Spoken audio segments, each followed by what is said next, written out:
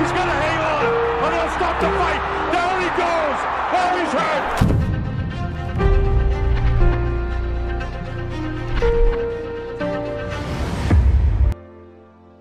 Imagine this.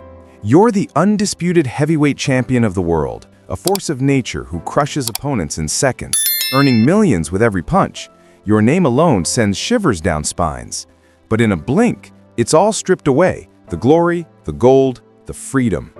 You're reduced to a number in a cold cell, fighting not for belts, but for survival. This is the untold story of Mike Tyson behind bars, a tale of downfall, demons, and unexpected discovery. If you've ever wondered how the baddest man on the planet navigated the hell of prison, you're in the right place. Buckle up, this is going to be intense. And if you're already hooked, smash that like button right now, subscribe to the channel, and hit the notification bell so you never miss a deep dive like this. Let's jump in. The fall of Iron Mike, from ring royalty to prisoner 922335. Let's start at the pinnacle, or rather the precipice. It's 1991 and Mike Tyson is untouchable. At just 20 years old in 1986, he became the youngest heavyweight champion in history, unifying the belts with a string of devastating victories. His fights weren't just bouts, they were spectacles. Remember the 91-second demolition of Michael Spinks in 1988? That earned him $20 million and cemented his legend. But fame is a double-edged sword, and Tyson's life outside the ring was a whirlwind of excess, mansions, tigers as pets, and an entourage that fed his every whim. Then came the accusation that shattered it all. In July 1991, during the Miss Black America pageant in Indianapolis, 18-year-old Desiree Washington claimed Tyson raped her in his hotel room. Tyson denied it, insisting it was consensual, but the trial in early 1992 gripped the world. Prosecutors painted him as a predator. His defense argued it was a setup. The jury deliberated for over 9 hours before delivering the verdict. Guilty on 1 count of rape and 2 counts of criminal deviant conduct. On March 26, 1992, Judge Patricia Gifford sentenced him to 6 years in prison with 4 years suspended, meaning he'd serve at least 3, depending on behavior. The world was stunned. How could this happen to Iron Mike? Headlines screamed, "From champ to chump," and Tyson's knockout in court. Fans debated his innocence. Critics saw it as justice for a man whose aggression knew no bounds. Tyson, maintaining his innocence to this day, was whisked away to the Indiana Youth Center, later renamed Plainfield Correctional Facility, a medium-security prison housing over 1,500 inmates. Prisoner 922335. That's what the system reduced him to. No more private jets or adoring crowds, just a 6-by-9-foot cell, a thin mattress, and the clang of steel doors echoing like a final bell. But why does this matter today? Because Tyson's prison saga isn't just tabloid fodder. It's a raw look at redemption, resilience, and the human spirit under pressure. Stay with me as we dive deeper into his first days behind bars. You won't believe how he adapted. If this story of fall from grace resonates, drop a comment below. Do you think Tyson was wrongly convicted? Like and subscribe for more untold boxing histories, and turn on notifications. We've got exclusives coming your way. Let's jump in. Arrival in hell, protective custody, and the psychological warfare. Picture the scene, March 1992. Tyson steps off the transport van in shackles, the biting Indiana wind cutting through his jumpsuit. The prison loomed like a fortress of forgotten dreams, gray walls, razor wire, and watchtowers piercing the sky. For a man used to sold-out arenas in Las Vegas, this was a gut punch harder than any he had thrown. Guards processed him like any other inmate. Strip search, mugshot, issued uniform. But Tyson wasn't any other. His fame made him a target.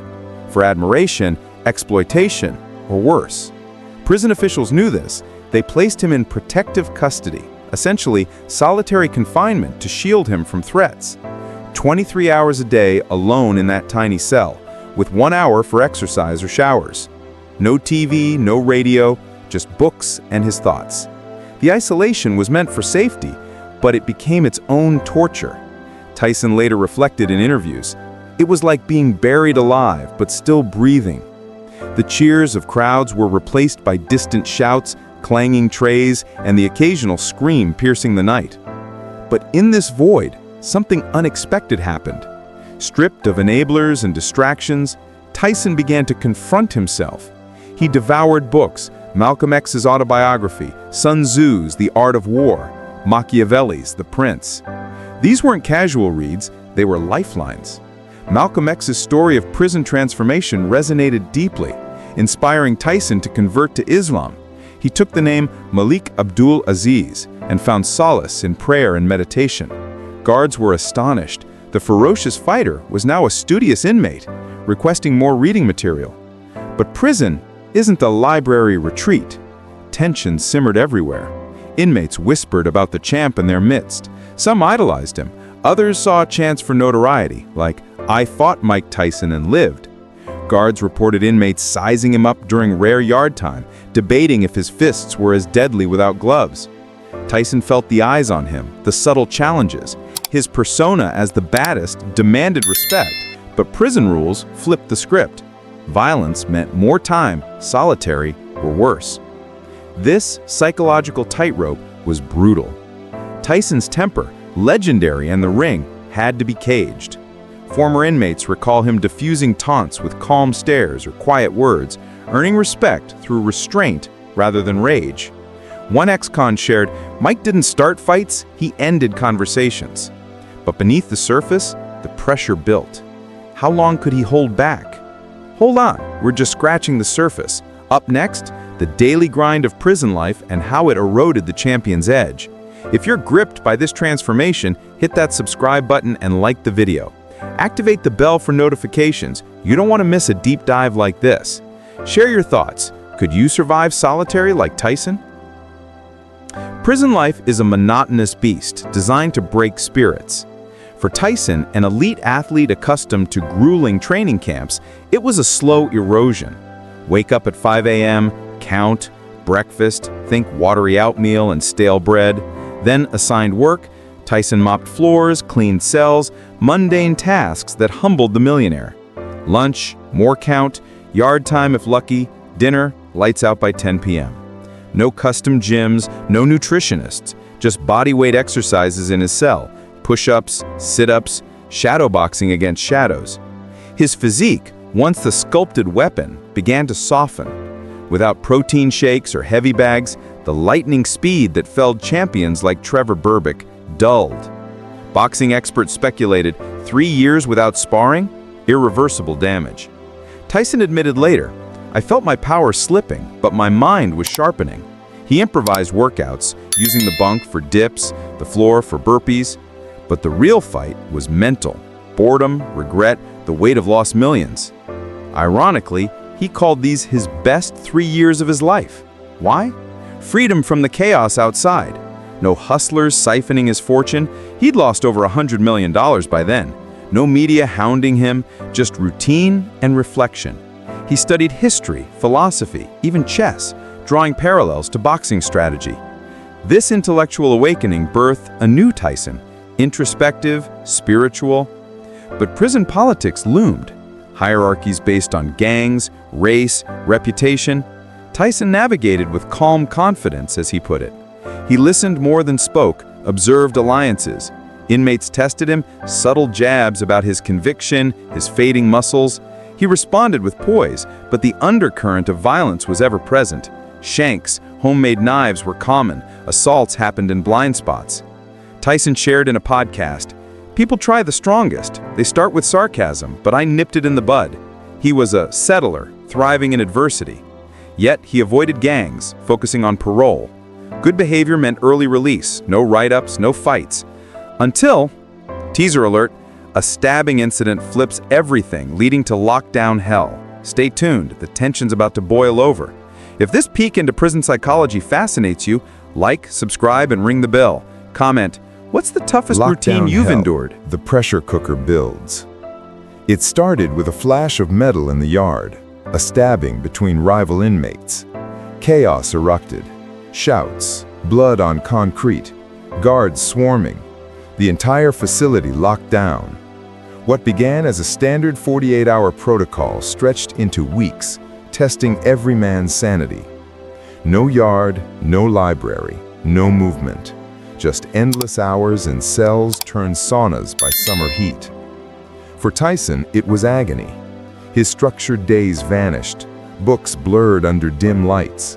Meditation faltered amid echoing rage from hundreds of caged men. He counted ceiling cracks, memorized bar rust patterns, devised workouts in confined space. But isolation played tricks. Time warped. Dreams bled into reality. Tension skyrocketed. Minor slights exploded. A delayed shower. A guard's slow response. The hierarchy frayed. Even veterans cracked. Then came the provocations aimed at Tyson. During rare, escorted showers, a voice taunted, "Bet you miss your penthouse now, champ." It was calculated, probing his infamous temper. Inmates froze, guards tensed. Would Iron Mike snap? He didn't, yet. Tyson held neutral, knowing violence meant extended time. But the voice persisted, escalating from jabs about lost luxuries to his conviction. Feel strong attacking weaker people? Personal, piercing. Former guard Carl Mendez recalled, "The air changed. Everyone knew something was coming." Weeks in, the pressure was volcanic. Tyson stared at his hands, weapons that earned fortunes, now idle. Nightmares of ringside glory haunted him.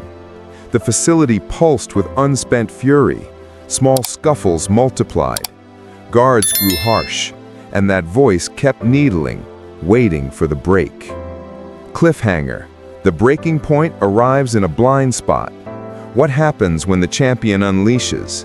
Don't go anywhere. Subscribe now, like this video, and activate notifications for the full reveal. Tell us in comments, how would you handle constant taunts? The brutal confrontation. One punch that echoed through bars. After weeks of buildup, it happened near the showers, a camera blind spot. The provocateur, an inmate with a grudge. Accounts vary, but some say a gang affiliate testing the legend, pushed too far. Taunts turned personal, questioning Tyson's manhood, mocking his conviction. "Would you do the same to a man your size?" he sneered. Tyson, coiled like a spring, exploded.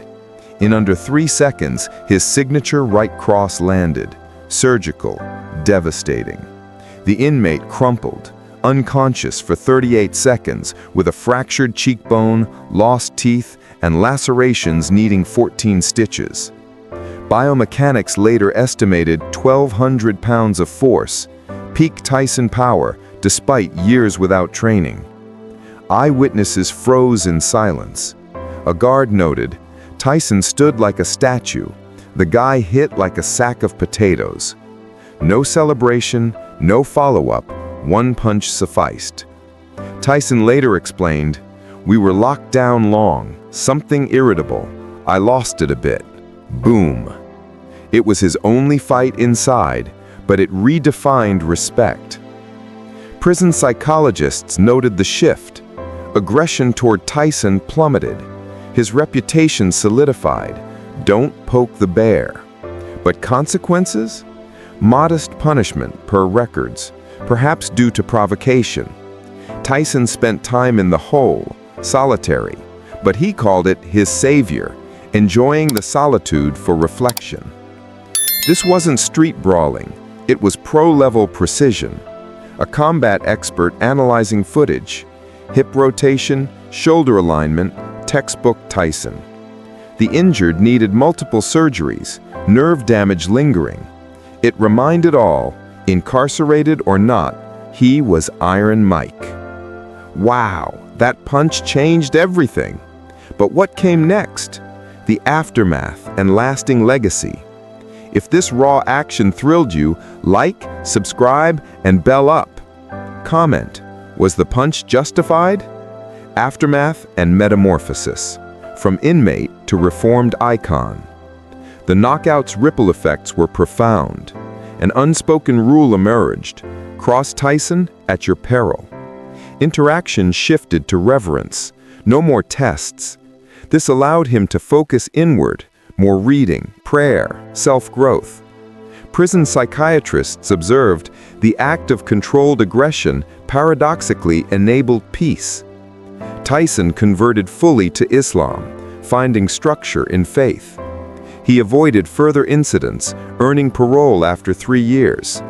Released March 25, 1995, he emerged changed, leaner physically, wiser mentally. His comeback fight against Peter McNeely? An 89-second KO, watched by millions on pay-per-view, grossing $96 million. The prison saga became lore. Promoters hinted at it pre-fights, amplifying his aura. Decades later, Tyson reflects bluntly, "Prison teaches.